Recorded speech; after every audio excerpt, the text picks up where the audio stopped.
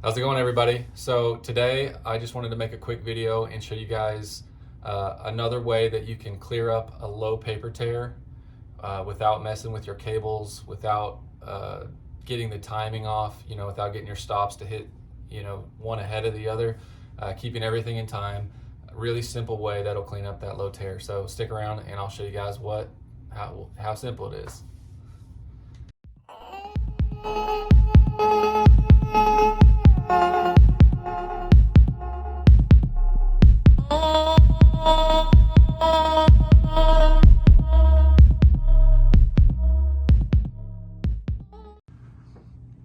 Okay, so before we get started, I just want to show you guys that I've got the bow level.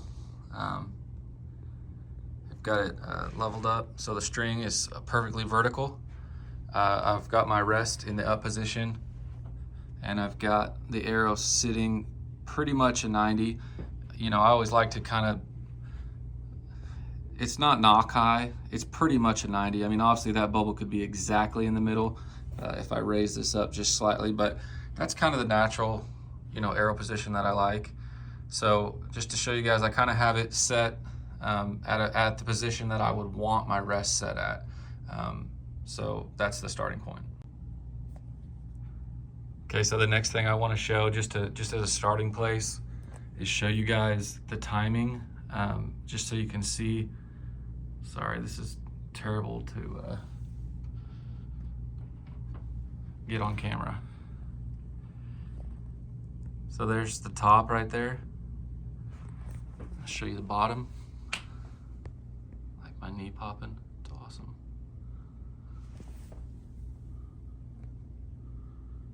All right, so those two are touching. If I back it off,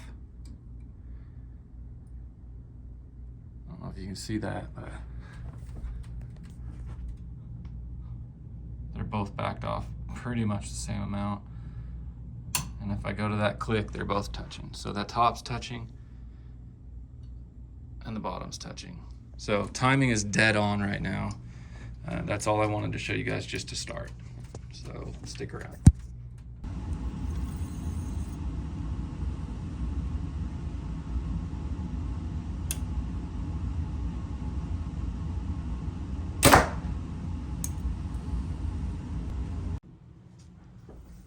Okay, so as you guys can see, we've got definitely a knock low tear. Point was up here, knocks down here.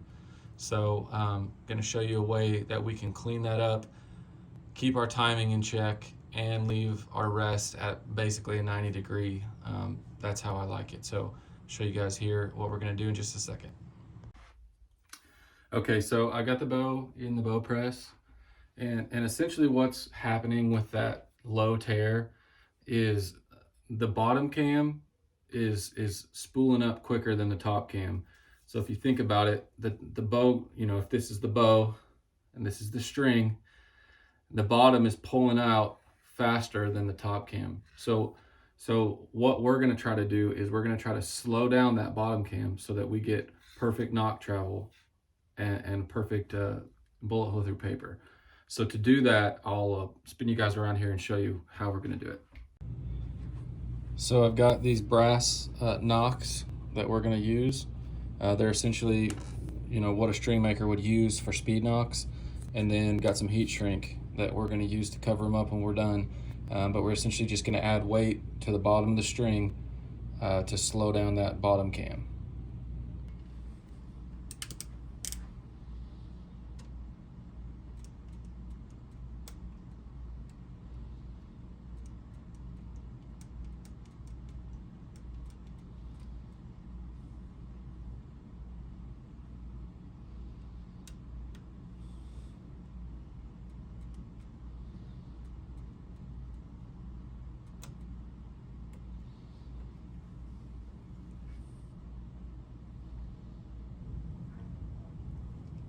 Okay, so saw some positive results by adding one speed knock. Now we're going to go ahead and add a second one and see where that gets us. So hopefully I can do this.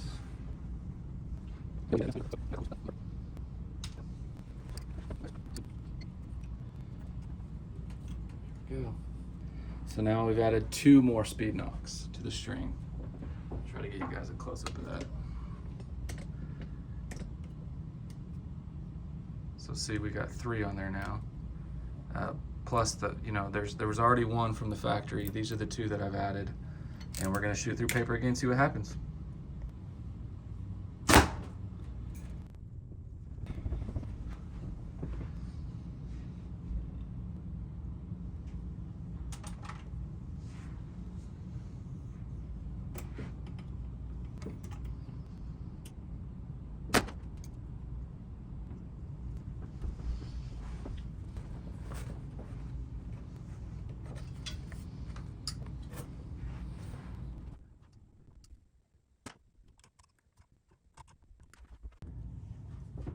All right, so here's where we're at.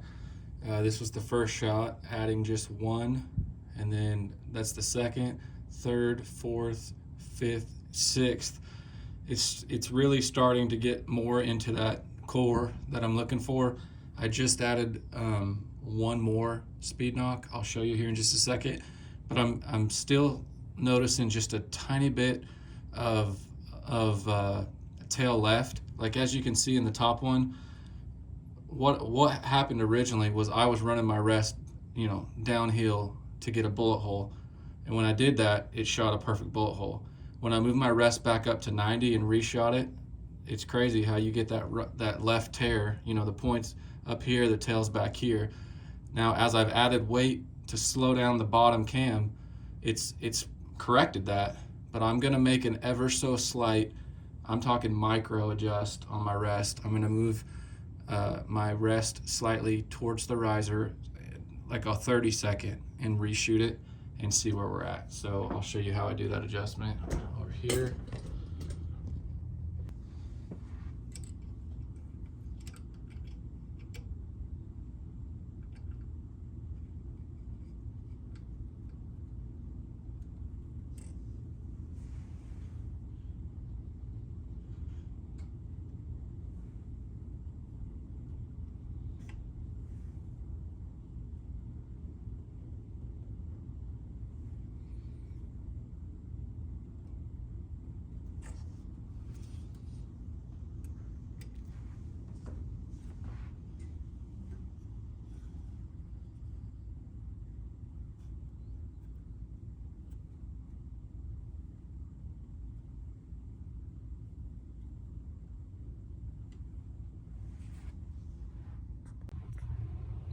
So just wanted to show you the process. I think it took about 11 or 12 shots to get this thing exactly how I wanted it, and just adding a single speed knock each time until I got the results I wanted. Kind of shot the same hole a couple times on accident, but I've got a 1, 2, 3, 4, 5, 6, 7, 8, 9, and then 10, 11, 12, and then these 2 were just, I shot a bullet hole and I wanted to verify. So pretty happy with that. So anyway, just kind of showing you guys what it took. Okay, so to clean this up now, we got to put some heat shrink on these nocks so that they don't go anywhere, and it'll clean up the look. So kind of already cut this one to size. Now I just need to cut a smaller one here. So I'm just kind of getting an idea how much I need, and then I'll just take some scissors and make a quick cut, and then we'll be ready to take the string off, slide these sleeves over, and get them heated up. So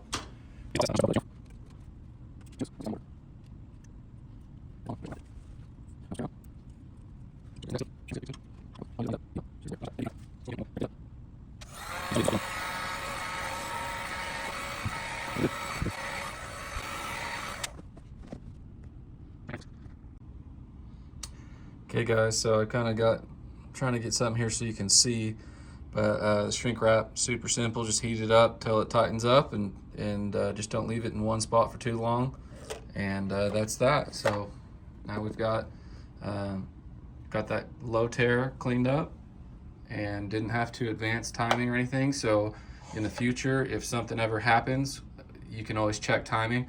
It should be dead on. Okay, so I just finished getting the bow tuned how I wanted it, got a good bullet hole. Just want to show you the strings level and the arrow's still sitting at a nice, beautiful 90 degrees. So just one way you can fix a low tear without, you know, advancing timing or doing other things like that. So anyway. All right, so I wanted to give you just a really brief overview of what I did and my thought process behind it. So I was getting a low, you know, a knock low tear through paper with the arrow sitting at 90 degrees, the timing hitting perfectly. Poundage, you know, it's a 60-pound bow. It's pulling 59.4 pounds, I think, right now. Obviously, I could put a couple twists in the cables and get it to the 60 pounds, but I'm happy with the poundage. Timing's dead on, and I'm getting you know, a little bit of a low tear with an arrow that's, you know, it's a 300 spine arrow, 150 grain up front.